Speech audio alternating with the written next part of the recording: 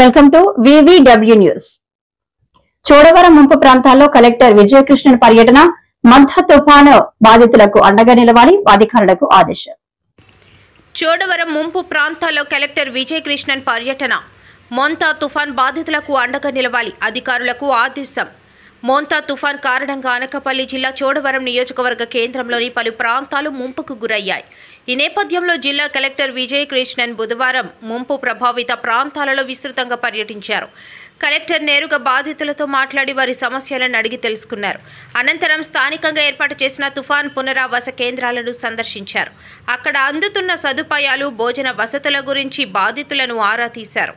ఈ సందర్భంగా కలెక్టర్ విజయకృష్ణన్ అధికారులతో మాట్లాడుతూ తుఫాన్ వలన ఏర్పడిన ఇబ్బందులతో ప్రజల జనజీవనానికి ఎటువంటి ఆటంకం కలగకుండా తక్షణ చర్యలు చేపట్టాలని గట్టిగా ఆదేశించారు.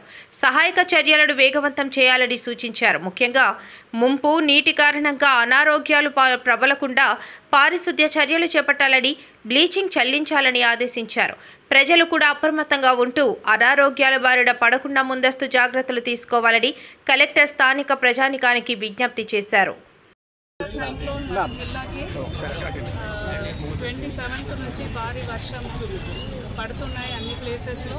మనకి పాడేరు అంటే ఏఎస్ఆర్ జిల్లాలో కూడా వర్షం పడడం వల్ల కింద ఎక్కువ మనకి వాటర్ వస్తున్నాయి. సో అది రావడం వలన ఎక్కడెక్కడ కొద్దిగా కెనాల్ కెపాసిటీ సరిపోవట్లేదు. ఆ చుట్టుపక్కల ఉన్న లో లయింగ్ ఏరియాలో ఇనండేషన్ జరుగుతున్నాయి. అది విజిట్ చేయడానికి ఈరోజు చోడవరం మండల్ వచ్చి ఉన్నాము. చోడవరం మండల్లో ఒక 3 కాలనీలు కూడా లోకల్ పబ్లిక్ రిప్రజెంటేటివ్స్ చెప్పడం వలన వెళ్ళడం జరిగింది. వాటర్ అక్కడ స్టాగ్నేషన్ ఉంది. అది కూడా పంపులు పెట్టి వాటర్ని ఈరోజే మనం ఇవాక్యుయేషన్ చేయడం ఒకటి. రెండవది, ప్రజలందరూ ఆల్రెడీ రిలీఫ్ క్యాంప్లో ఉన్నారు. వాళ్ళకి ఏరియా క్లీన్ అవుతున్న దాకా భోజనం కంటిన్యూ చేస్తాము. దాంతోపాటు వీళ్ళు ప్రతిసారి ఇలా వర్షం పడడం, దాంట్లో ఇల్లులు ఇనండేషన్ అవుతుంది అని చెప్పడం జరిగింది. దానికి మీద కూడా మనం ప్రభుత్వం స్టార్ట్ చేసిన హౌసింగ్ ఫర్ ఆల్ స్కీమ్ కింద వాళ్ళకి హౌస్ సైట్ చేయడం, దాంతోపాటు వాళ్ళకి ఇల్లు కట్టుకోవడానికి హౌసింగ్ స్కీమ్ కూడా మేము ప్రపోజల్స్ పంపిస్తాము.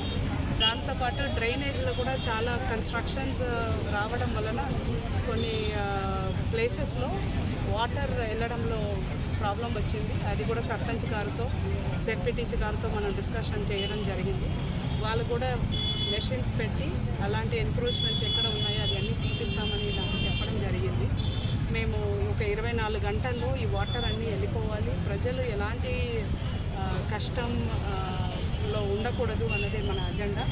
So MRO, MPDO, RDO Anakapalli అందరూ కూడా ఈ దాంట్లో గట్టిగానే పని చేసుకుంటున్నారు. ఇదే సీరియస్నెస్తోనే మనం ఈ మండల్లో ఉన్న అన్ని ఎక్కడెక్కడ ఇలాంటి ఇష్యూస్ ఉన్నాయో అన్నీ మనం వార్ ఫుటింగ్లో చేపిస్తాము. ఒకటే ప్రేయర్, వర్షం మళ్ళీ ఎక్కువ రాకూడదు, అది ఒకటే దేవుడిని ప్రే చేసుకుంటాము.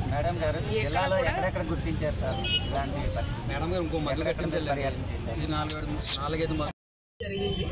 ఇలా మనకి 6 మండలాలు అఫెక్టెడ్ మండలాలు ఉన్నాయి. ఈరోజు నేను కొన్ని మండలాలు, మన SP గారు కొన్ని మండలాలు తిరుగుతున్నాము. ఆయన కోస్టల్ మండల్ తిరుగుతున్నారు. నేను కొద్దిగా ఇంటీరియర్ మండలాన్ని చూసి వెళ్తాము. మన జిల్లాలో మనం 108 రిలీఫ్ సెంటర్ పెట్టాము.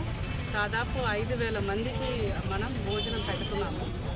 ఇవి కూడా వర్షాలు మొత్తం పూర్తిగా తగ్గిన వాళ్ళ ఇల్లు మొత్తం శానిటైజ్ చేసిన తర్వాతనే పబ్లిక్ని పంపిస్తాము.